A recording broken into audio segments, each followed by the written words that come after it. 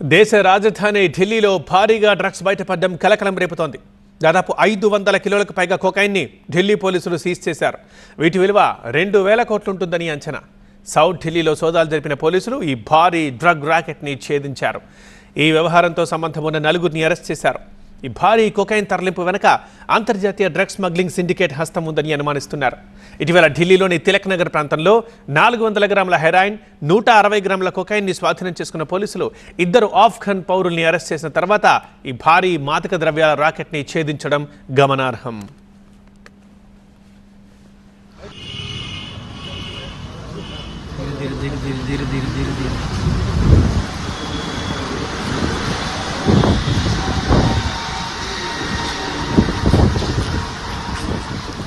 దేశ రాజధానిలో భారీగా డ్రగ్స్ బయటపడడం కలకలం రేపుతోంది.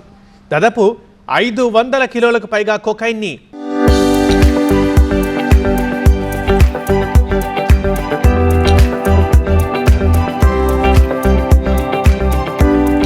ఢిల్లీ పోలీసులు సీజ్ చేశారు. వీటి విలువ 2000 కోట్లు ఉంటుందని అంచనా వేస్తున్నారు.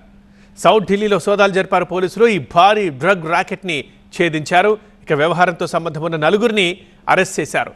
దీని వెనక అంతర్జాతీయ డ్రగ్స్ స్మగ్లింగ్ సిండికేట్ హస్తం ఉందని అనుమానిస్తున్నారు.